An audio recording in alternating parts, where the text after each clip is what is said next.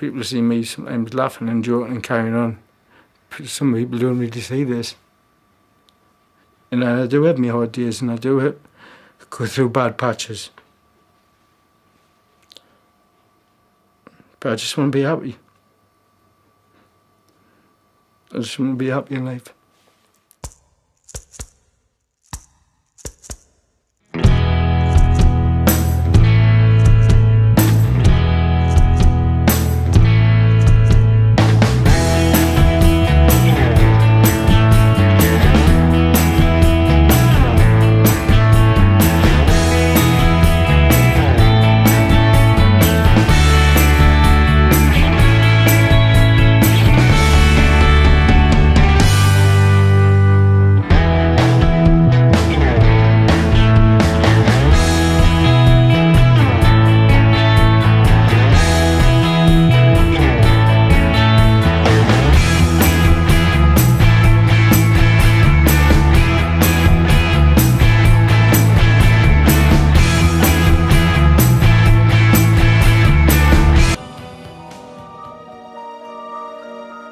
Sometimes I still see me as the kid of 1990.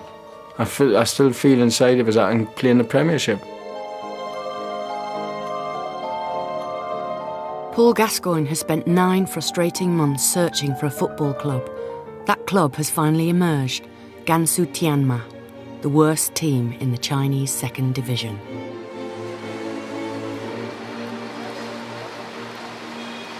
This is now me on my way to play football in China.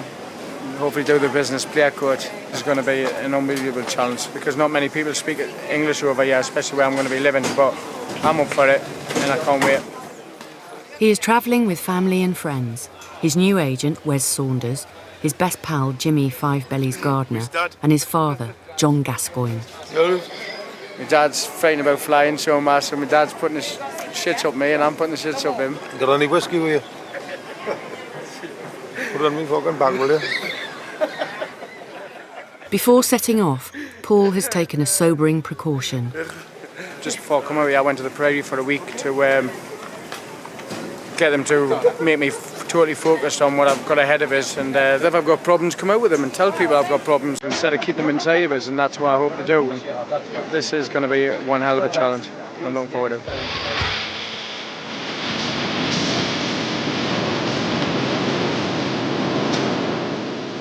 But his best intentions dissolved in the course of a 13-hour flight, and the Gascoigne party arrive in high spirits. Well, here they are, in Hong Kong airport. Gascoigne Senior, Gascoigne Junior. Just fast forward, I paid my dad, Jimmy, and stayed in Hong Kong. And I'm really pissed off about it. We've got to do another 3 hours travelling. My dad says to me, Paul, stay with me, please. I'm really scared. Once I pay my credit card, stay in the hotel. See all the bright lights. He went, Paul, where's the piss off?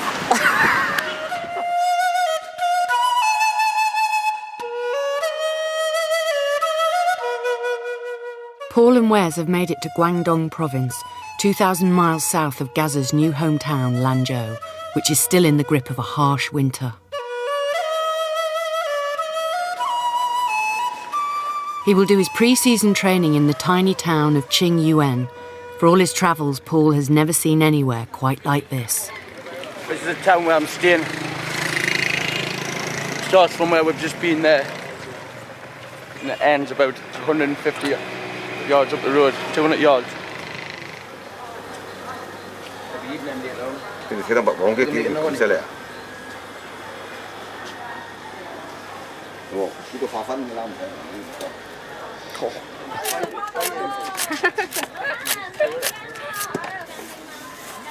What's going on? I've been a fortunate person, especially where I come from, to have travelled the world through my football. When I go abroad, I go there, as you say, empty-handed and take on the challenge, what they eat. I won't need anything English with us. I try, and when I go abroad, I try to adapt to the country. Did you eat that, Paul? I had nothing else to eat, I would. I just stick to my Red Bull at the moment. This is where we go to the training camp, where I think there's 5 teams here at the moment. It's a fantastic place. The pitch is very good. The Chinese players train hard. The veteran footballer, desperately short of match practice, must try to match them. This program, The English-speaking physio explains what is expected. right now you can think, give us some suggestion. You are the coach also in this team, you know. So give us, we are discuss together to program a program. For the guys as well? Yes. Okay? Yeah, okay. You can see, just see. The mention of extra duties jolts his memory. Gazza is also a coach. Incredibly, this is also a fact that had slipped his mind. Yeah, I forgot I'm a coach, so that's another job I have to do as well, is try and organise my team, so I'll have a look at this. The team's got good technique on it. Yeah. Good technique, but it just needs a little bit more organisation. Phew, can't believe I'm saying that. the position I've put my life through.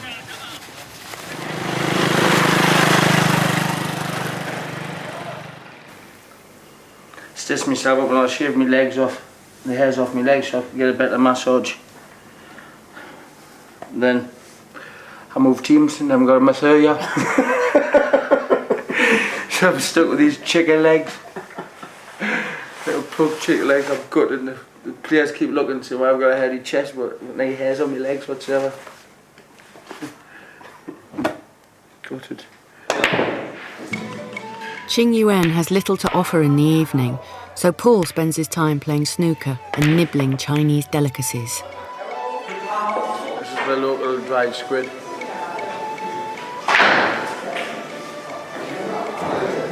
It's alright, to be fair. How many packets of that have you eaten since you've been here? At least about 30 odd packets of this dry squid, and about at least 70 packets of the I'll get it for you.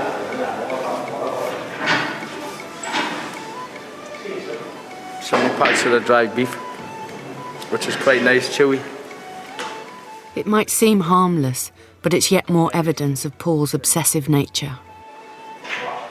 Being an obsessive compulsive disorder person, if I taste something and I like it, I get obsessed with it.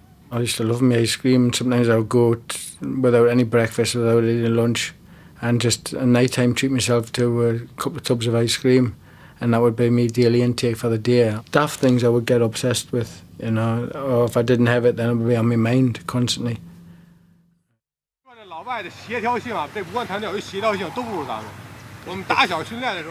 I've come over here as coach, player coach, so I've got to try and learn, pick up the language as well. Today practice technique. The head coach speaks English, good English. He played in France as well, but they're a very nice club, they're very friendly, a good bunch of lads. Yes. Very good.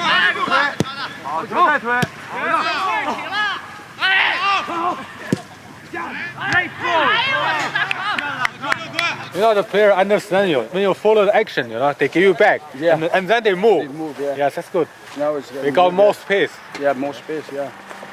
They anticipate and they're way good.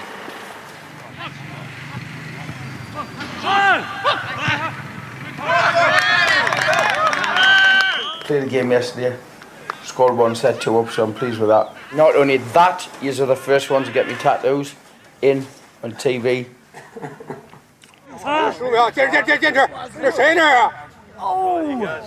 Mamma Mia! I've been working hard on my fitness. I lost weight and tore myself up, and just got to maintain that. Come on, baby! Come on, baby! If you ask any footballer in England, they hate pre-season training, and I'm probably one of them. I think this is me 20th pre-season training, because it's hard as anything. You have a break in 6 weeks or something, then you just bang into running, and it gets harder and harder and harder. The only way it eases up is when the season starts. When he's just told us he's going to pick up the training with it even harder. So I'm really looking forward to that, isn't I? Next day brings a fresh challenge. Paul and his new chums are off to the mountains for a training run. Coming, I'm coming.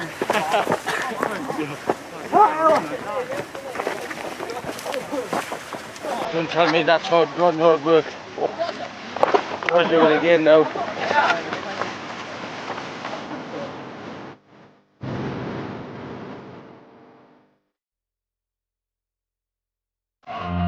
After a career blighted by injury and a self-destructive lifestyle, the pressure is on Paul to prove his fitness.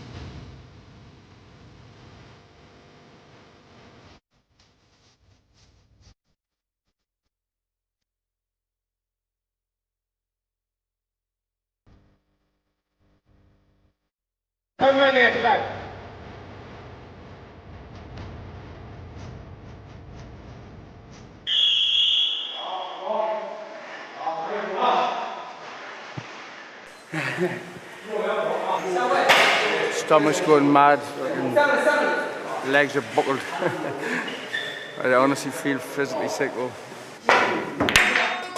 That evening, more snooker, as Paul delays his nightly battle with insomnia. Just knackered, absolutely shattered after that day. Even when I'm tired, I've got typically sleeping. I've got over the jet lag, I've got over everything else, so it's just a matter of trying to get used to sleeping, that's all. Because I need it with a train like that at the moment. Good shot. Sometimes I only sleep 5 hours, and that's not enough to be an athlete. Some people just switch off and just fall asleep within 10 minutes. I can never do it. Normally it takes us roughly around about 2 hours to get to sleep. Sometimes I have nightmares of the past. I wake up and I walk around the house. And just maybe have a cup of tea and wait till it passes, because sometimes I'd often go back into the same nightmare. Is anybody there? Is anybody there? Help! Unable to sleep, unable to rest, Paul is up at dawn and arrives at training 90 minutes early. Suddenly, the frightening reality of his situation comes crowding in.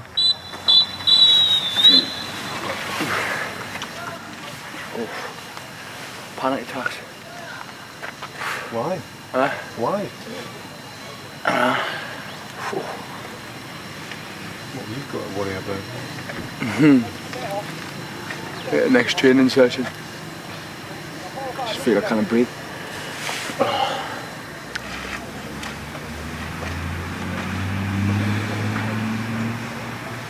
Just thinking, it's feeling trapped. Trapped? Aye. Do you mean in this town? Probably. Or is it China? I don't know. These episodes only started when he arrived in China. It is Paul's counsellor, back in London, who has identified them as panic attacks.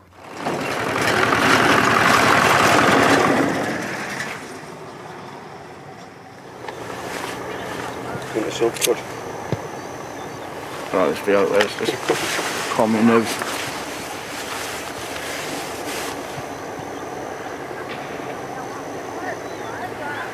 It shakes and everything. Can't get my breath. And I'm training in 10 minutes. Just because I feel like I cannot hear anything. I can't breathe. My heart's going on at mile an hour. I feel as if I want to cry and I cannot.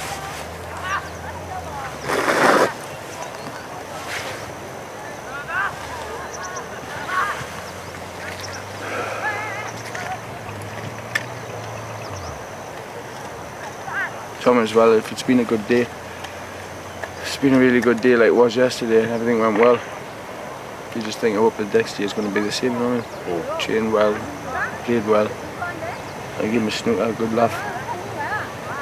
And you just wake up and like it just seems dead.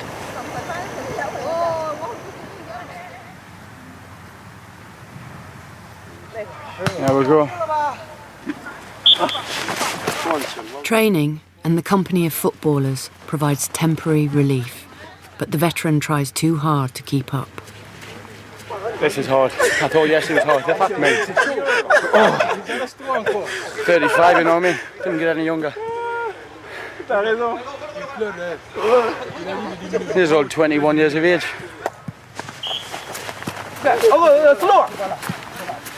Slower. 10 seconds slower. Okay. Okay. So I just want to push myself as much as I can. Right now it's not good. So snell push. Yeah. Okay. Okay. Huh? Yeah. 10 seconds slower because you are older. Okay? Understand? Yeah. I've wasted all my fucking energy before training. Panicking. Stupid anxiety attacks just fucking wound me up. It's only since I've really come out here. I just sometimes feel lost and trapped. It's nice if you can go and talk to people about it. It would help if I could speak the language, and I don't. I've got to be a coach as well. So no, I've got to I can't be letting them fucking see us like this. I've got responsibilities. Why don't you just stay in your room tonight and just sit and watch Claustrophobic. movies? I panic and then I just want to get out of the room. I don't like being in closed spaces and that.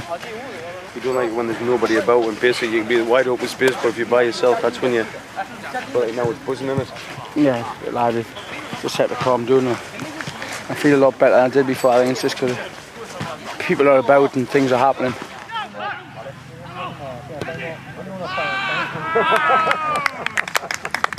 The things before, the anxiety attacks, and it's me just being on my own. Thinking about things I shouldn't think about. Some of the lads turn up and it goes away. I just concentrate then totally on the football and training. It's just I start worrying about what's going to happen when it's finished, the training. Just want to wait for the next game, but just got to learn to relax a bit more. I do worry a lot, worry what the future holds for us. I remember getting scared when I was 7, thinking about the future, thinking about dying. I always remember this day just walking down from the football ground and just walking down a lane. And I just started thinking about the future and what it held, and I started screaming and ran to my mum. And she asked us what was the problem, and I tried to explain to her, and I think she was shocked more than anything. And my dad made us a cup of tea, and I remember just squeezing tight on my mum. Dad. How old were you, Paul? 7. I had to go and see a psychiatrist because of it. And with us getting older now, I try and cope with things a lot better. Try and cope with things better, and I talk about them. You know, people don't say this at Paul Gascoigne, they just think he's a fucking idiot, but really inside I have deep feelings. Today is his son Regan's 7th birthday, and Paul must make a phone call to England. So you're right, son, yeah? What time's your party? I feel like crying. Right, okay, and you call Daddy because then it costs Daddy money, yeah? It's good, love you, happy birthday. Alright, love you. Alright, love you too. Bye-bye, son. Bye-bye. I hate doing that.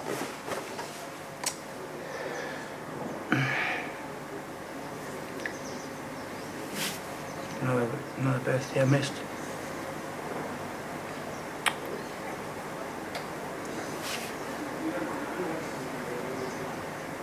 How old is he now, Paul? 7, mate.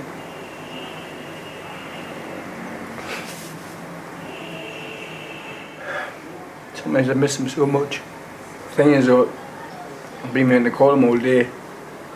Since this morning with the 8 hours ahead, I couldn't. So I've had to wait all the way through the day and not call him.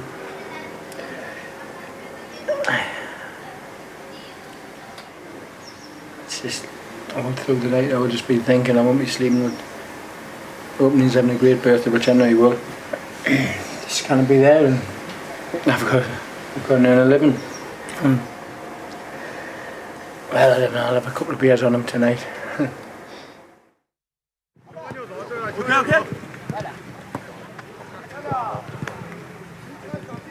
Paul has also become an unlikely father figure for the other foreign players at the club.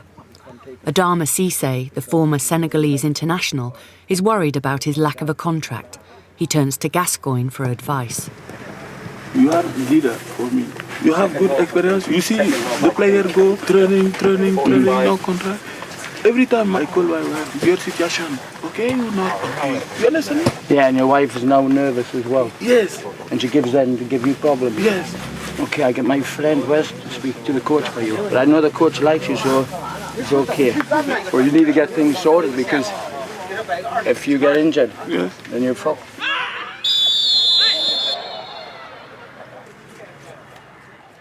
Paul has worries of his own. He hasn't played a competitive match for 9 months. Today, in a friendly game against young, fit Korean opponents, his body remembers just how it feels.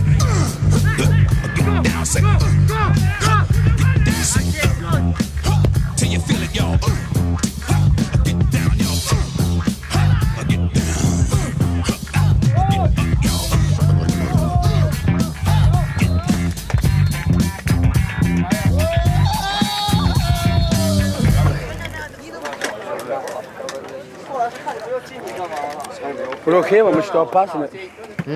We start passing it, it's good, and we have to squeeze up from the back to get tight. But so the young lads in the run, but it's good. You know what it is? I think it's scared of giving it because there's a man up your arse. Oh, he's marked, don't give him it. But they don't realise you're Paul Gascoigne.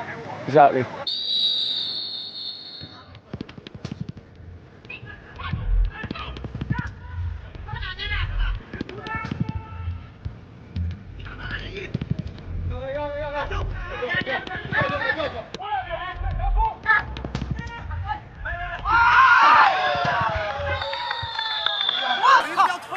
This is the worst bit I hate about football, is the warm down. You just want to go back and have a bath and a couple of beers. At night, doesn't do anyone harm. The coach is fine with it. But it's nice to be playing again. And I've got more to give in football. I don't give a shit where it is. Could be the end of the world. I'd still play, train hard. I think I am, to be fair. The isolation is affecting him. His frustration is increasing. And Jimmy Fivebellies, still in Hong Kong with Paul's father, and at Paul's expense, has become a target. Jimmy's thick as shit sometimes. Really winds me up. Where are they? They're still in Hong Kong, but rang Jimmy, text Jimmy. Because my dad wants to come here and Jimmy just hasn't been answering his phone, and then all of a sudden they ring now, at this time of night where it's going to take them 5 hours to get here and call. And they're stuck there now. They wouldn't answer your bastard phone. It's not as if I've got enough on my plate either, you know what I mean? I find this time of the day really difficult for me because I love training, I love playing, I've got games from now to I sleep. I'm bored out of my nut. There's always a temptation where you probably just want to get blocked or drunk and try and get to sleep that way, but that's the easy way out. I've done that many times in my future, many times in the past, and it's something I don't want to do again. Because, you know, the next morning you wake up and you regret what you've just done. But that night he did find comfort in a glass. Paul was so drunk he had to be smuggled out of the bar by his coach and physio, away from the eyes of the press. The next morning, Paul is grateful. Tell him thank you for last night. Yes, several reporters asked him, if last night you drink some wine or something. Some wine. He said no, nothing. That's good. Guangdong, we keep it like that. China. No, 没有. You can tell them. I just take and have some tea. Have some tea, thank you. Friends for life. Okay. Good. Not a bad day yesterday, so you saved my life. Today is better though. The snooker hall welcomes some new arrivals. His father, John Gascoigne, and Jimmy Fivebellies. I can relax now. Yeah, I'm relaxing even more now. Fucking me, I'm over the moon. Because I'm sick of Wes. No, I'm not. Wes has done fantastic because Wes had to cope with me for 5 to 6 weeks. Played the other day, scored 1, set up 2, and then played the other team today. And the same team again, fucking header, hit the post, and then but 1-2-1.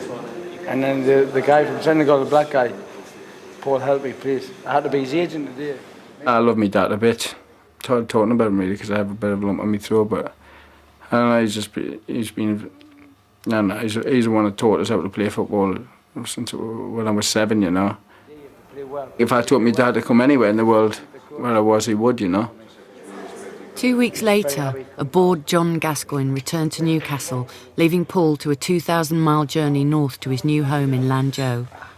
Over dinner, he meets an American journalist who lives in China. You haven't been to Lanzhou yet, though? No. I'm looking forward to the experience, though. Have you been there? What's it like? You blow your nose and it's black.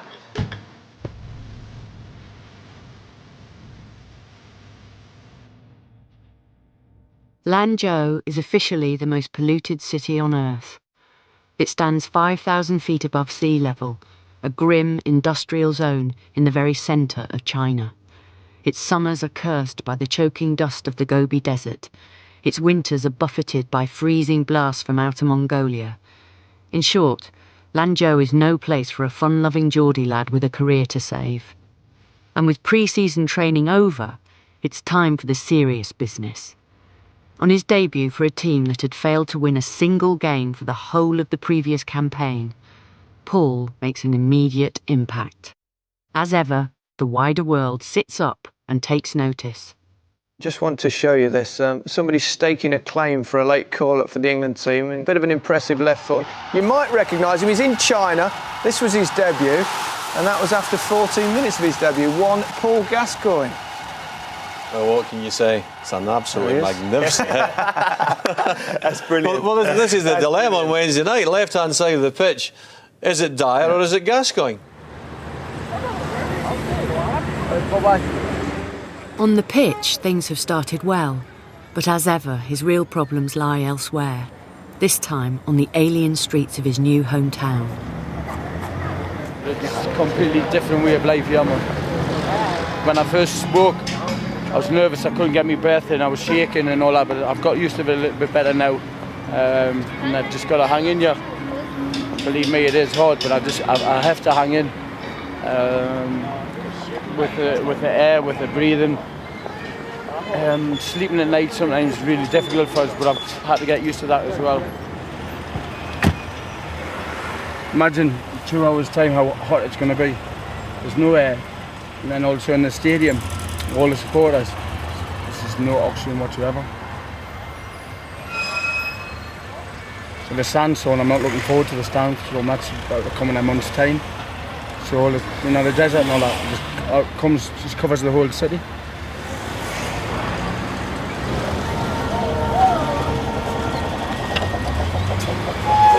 Dust. Now this is a bit that bothers me because I don't know what I'm doing through the day, because they let you know the last minute when you're training, and it really pees me off. With time to kill, Gazza turns to his friends. The ever-faithful Jimmy has returned with Heps, another mate from the northeast. Now he has allies as he engages the street vendors of Lanzhou. I've got to buy that.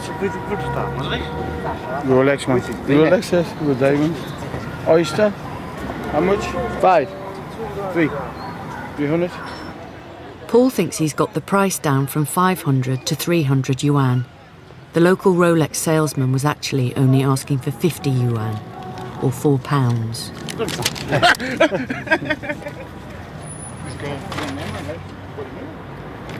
Do you see them watches? I think they're real. Have a look. Jimmy, show me a Rolex. Are they real, do you think? It's good to you, 50. You goes not 300. I can't believe I've given fucking 300, man. You better go get your hand back, and I just took your hand.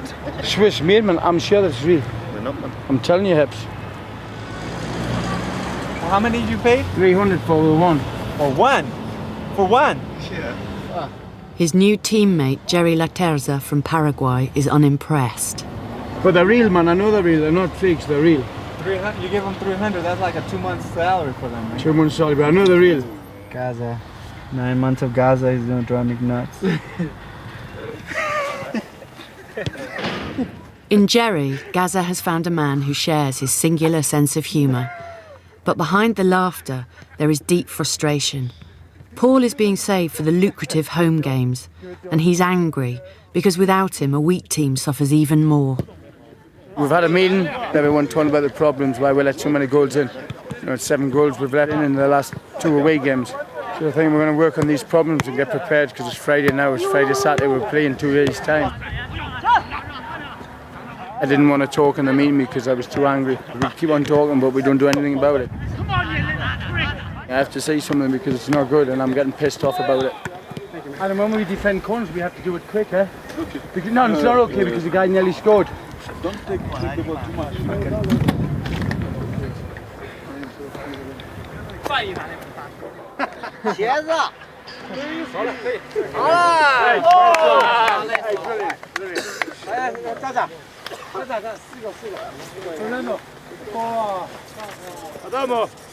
Thank you.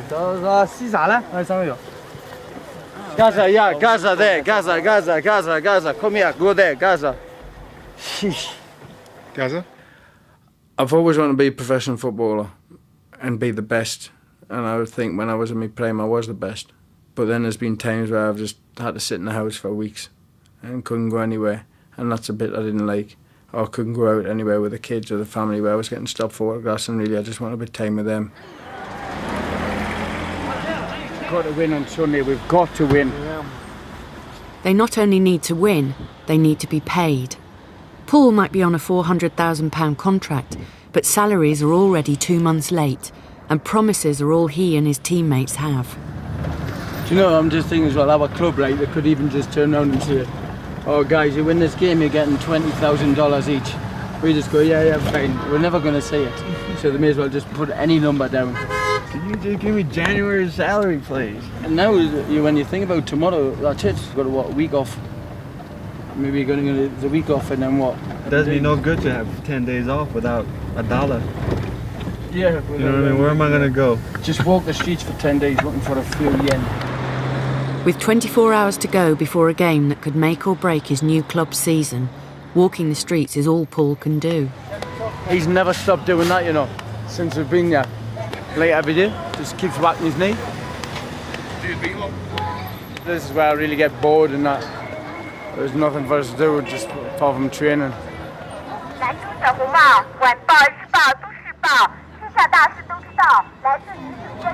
Oh. Are we okay? Yeah? Okay. See you later. Bye.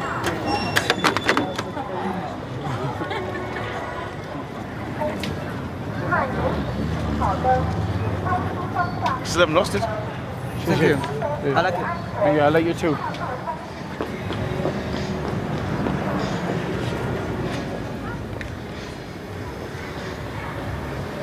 I'm getting a little nervous for tomorrow. I've set my standards high, really high so far, so I've got to maintain it. Ooh. And the game's not till tomorrow, I mean, still got another 24 hours to go, but I'm worried, man. I could move like this tomorrow, it'd be brilliant. I can see 3 goals. Charlie, just warming up for this afternoon. Have a good gym. I'll save you, Olive. I'm coming. Later, Gazza finds his way to a more familiar playground. In the hotel bar, there are pranks to be played and victims to be baited. I've got to hide this ice cube so they don't see I'm freezing my finger now as we're talking. But I'm not going to show them this. And I'm going to put it in my pocket.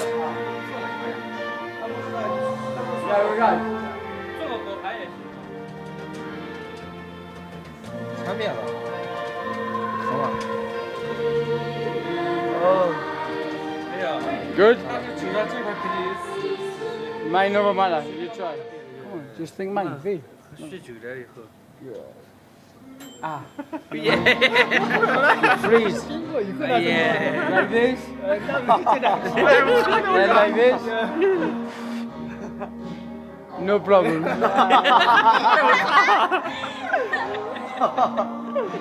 Tomorrow you're a big blister.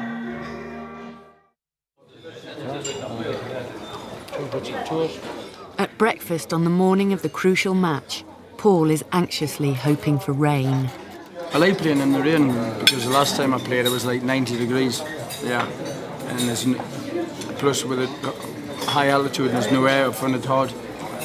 Especially the first 15 minutes or something like that, but I got used to it with the training, so it was alright. I just get too excited for the games. cannot wait. Well, it looks like Paul's got his wish for the rain. Jimmy is travelling to the game with Tony Zhu, Gazza's agent in China, who also represents all the Chinese playing in the English Premiership. I got a lot of players, but he's a special player. Paul is very, very important, and he's famous on the world. Yeah. Even in China. In China, the history is #1 now. He's #1 now. Yeah. Gazza's arrival has worked its wonders, and a sellout is expected. I'm pushing. Got the roads blocked off, we can't get near the stadium. That shows how many people's going to do. They're ready to sell out today. Gazza mania again. Gansu have started the season poorly, but today, on the eve of a 5-week break, victory could transform their prospects. The dressing room is a tense and nervous place. Come on, lads, come on. Same again, coach, From the start we press, Yeah. Be strong in the back, Nagam. 1 and 2. Make sure to fucking get through to him and all that. Make sure you fucking understand it, Jerry. Come on, Lanzhou! Get up!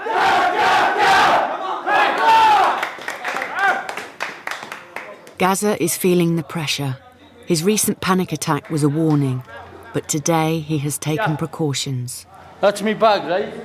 If I'm fucking telling you, if I sit down, I need breathing. Run in my bag, and there's a bottle of tablets in there. Okay. Do you want them now? Yeah. Take that on the bench and all down here. Okay. And then. Okay.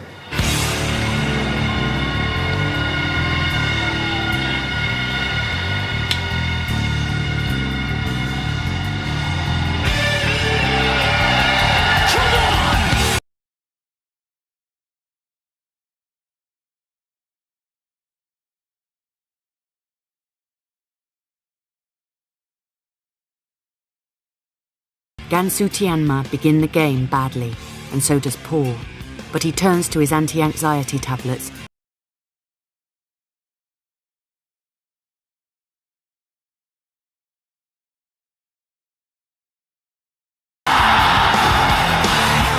Ten minutes before half-time, the make-or-break game gets even more dramatic. Gansu are awarded a spot kick. Jerry is the designated penalty taker, but he daren't argue when Gazza claims the ball.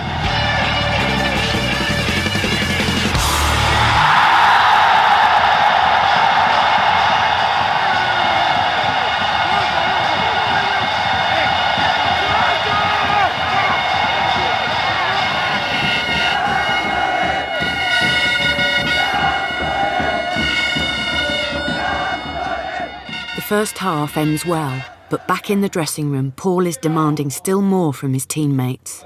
Yeah, hey, Lanzhou, we're more fucking like this, come on! Keep spelling, Take a break. Adam, you know when I was saying push up quickly, the only reason I was saying this for is to make the forwards tired.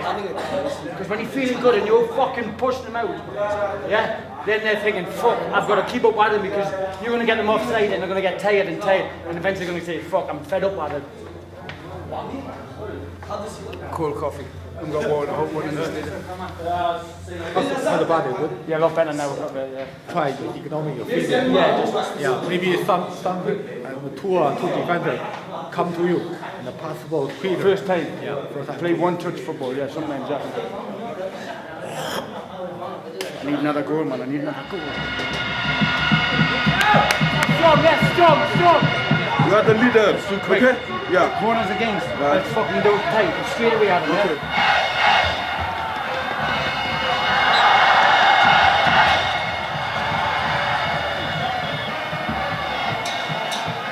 Paul is giving everything, desperate to prove a point and complete a full game. But after just 15 minutes of the second half, he's substituted. 10 minutes later, Gansu concede an equaliser. And the game ends in a hugely disappointing draw. I can't believe how he took us off. I don't know what for, but he's doing well.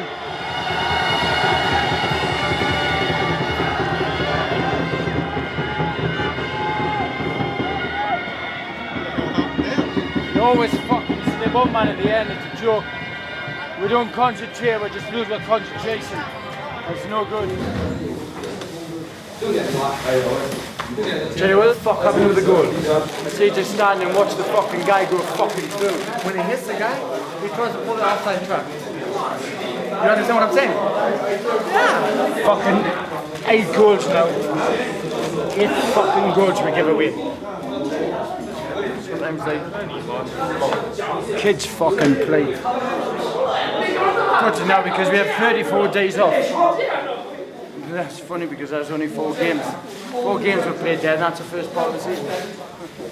Paul doesn't know it yet, but he has just played his last game in China. His problems are piling up. He's owed £80,000 in wages. His team is awash with earnest novices, and ahead of him stretches that 5-week break from football, when the heat and the sandstorms will engulf the city. Worst of all, his friends are about to leave him, alone. I just want the lads to make us happy because they're going to be leaving shortly and I'm back on my own again, so I'm going to get the 2 lads, Heps and Jimmy, to cheer me up. Is that right, lads? That's right, Paul. Right, let's hit this karaoke. There's nobody in, but we're just going to keep ourselves happy because there's nothing else to do. Go and pay that £3.50 that company in the booth. Where? Good. And get me 1 more green drink. The herbal drink. I'm singing this for everyone back in England because I love them. England, I miss you. I don't want to know about it. That was a present. How you broke this old heart. Normally as well, to have this laugh, I used to get drunk or pissed to have this laugh, but now no, I don't need to.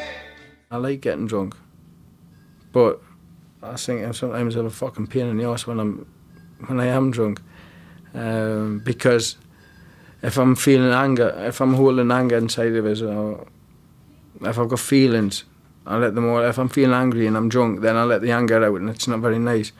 Or if I'm feeling sad and I get drunk, then all my sadness comes out. So take a look at me now. Oh, there's just an empty space, and you're coming back to me in a gay so lost, and that's what I've got to face. Gazza will play anywhere.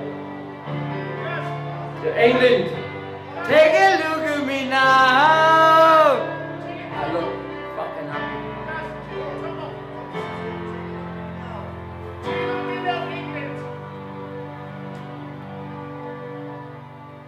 Take a look at me now.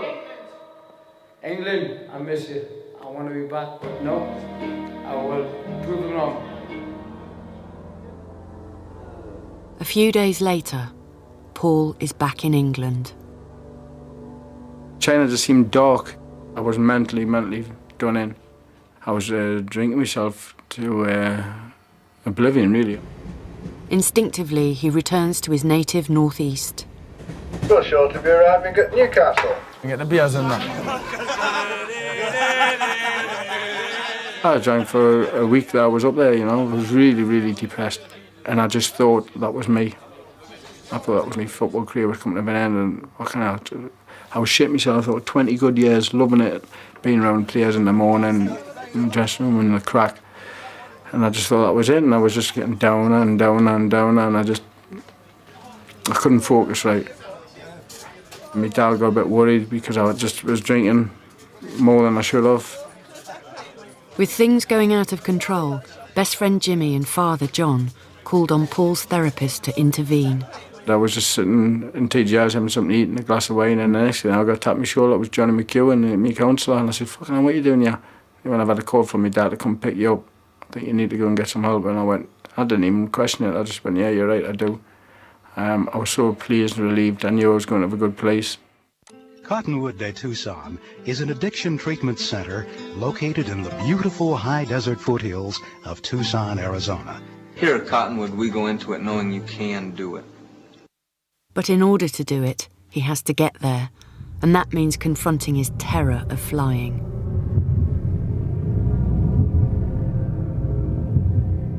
I'll shake, my heart goes, I feel my chest just squeezing. I get that scared that I'll actually punch something really hard, and I have been known to headbutt doors. Then I'll try and hurt something in my body that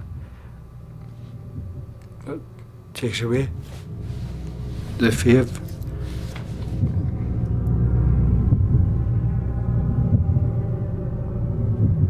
I was on the plane and I just started breaking down, and I just started talking to the steward guys, and I said to them, you know, where I was going, I said, we gathered that, Paul. And so I said, well, is there any chance of a drink? The drinks trolley come by and I slide a little red bottle of wine off it without them looking. That was the last drink I had.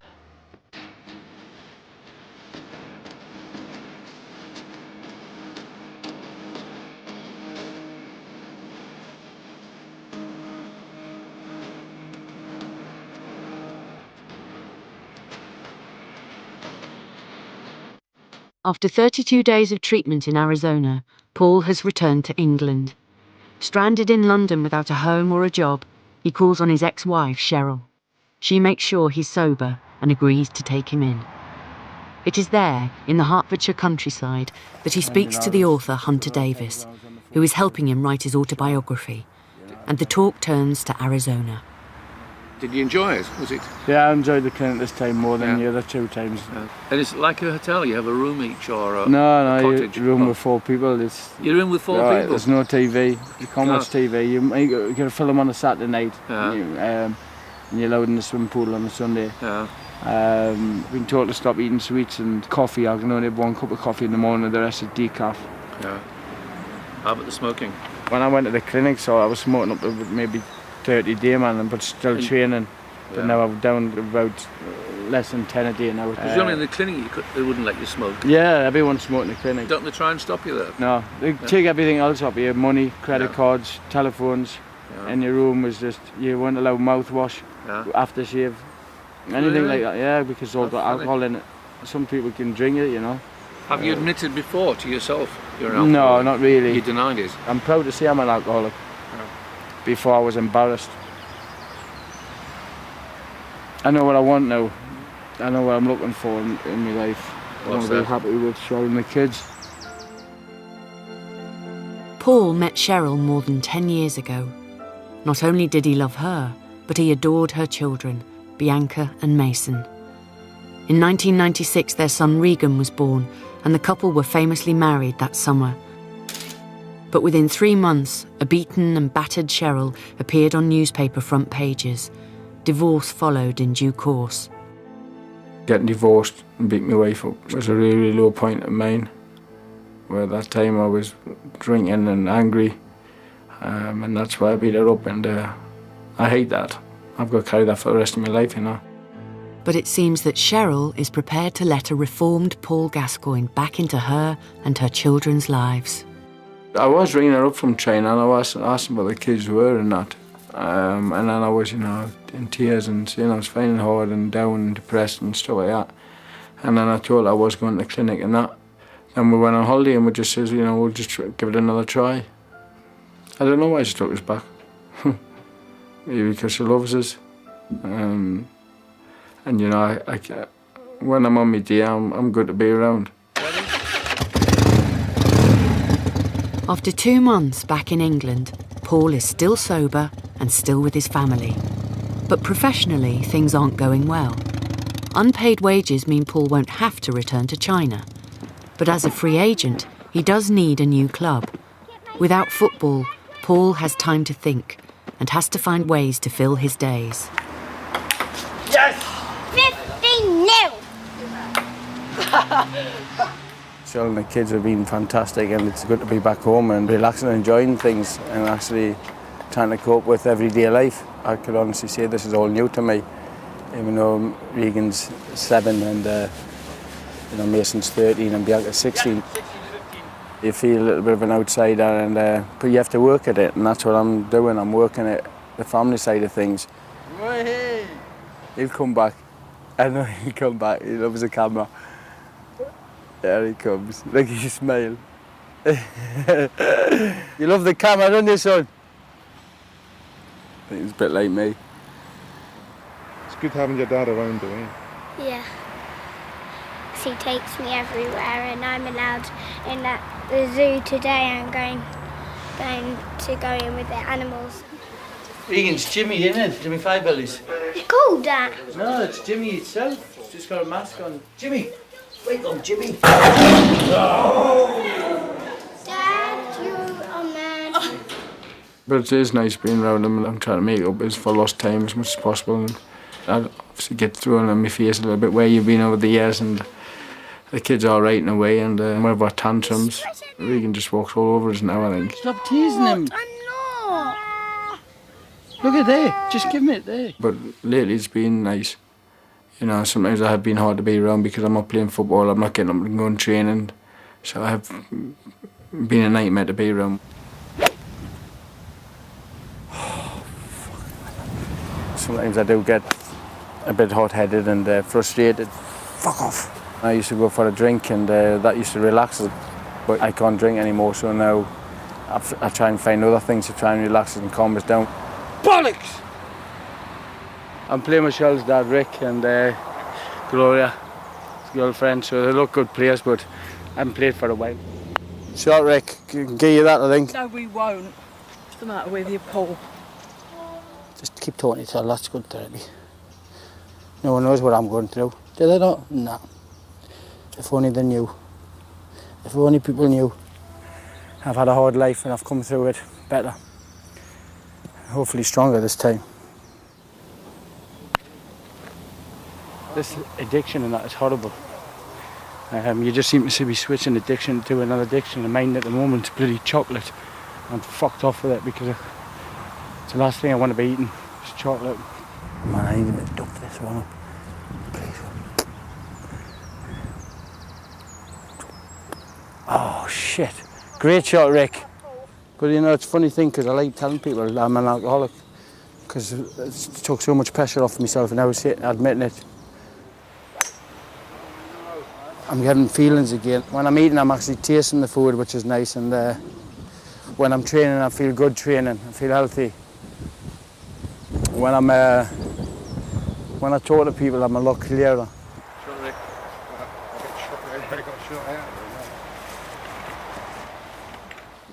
Some days I'm really down, and I refuse depression tablets, medication like that. It's something I have to get over. If I can get a happy medium in my life, and be happy, because there's so many days that I can so unhappy, and I don't know what I'm unhappy about. That's the thing. I'm feeling hard at the moment because my career is coming to the end and I live for football. I find it hard when I go to the sports pages and then I look at the players doing pre-season training and seeing the smiles on their faces.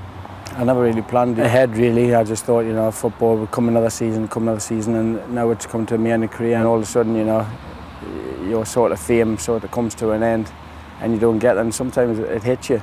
When you've been on a pedestal for so long, and then the next thing is nothing. I'm just frightened what the future holds. I don't like looking into it because I get scared, and I've had that since I was 7. I've been carrying this for 30 years. Is this why you've got this amazing zest for life then? But I often think that I've got to keep on the move all the time. And like, if I'm sitting around the house and I'm like fucking bored or something, that's it. I just put my train kit on and go running and let off energy then. It's just I have energy all the time. I have to burn up all the time. That's why I like fly fishing, because I'm on the move all the time. I like fishing. People think you just sit there, but no, I'm on the move. I'm changing flies. I'm constantly doing that. I've hooked me bollocks. And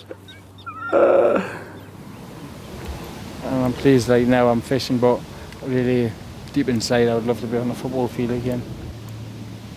But I'm not begging. I'm not begging anyone. I'm not saying, oh please take us, please. I'll never ever do that. I've got so much pride in myself.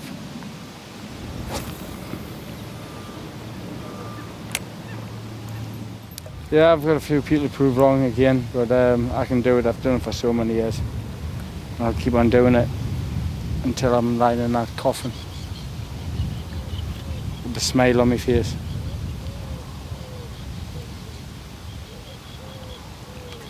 And I'm getting cremated. And my ashes blown over St James's Park. The door to the Premiership is firmly closed, but Paul's football exile could now be coming to an end. He has high hopes of an offer from the Middle East.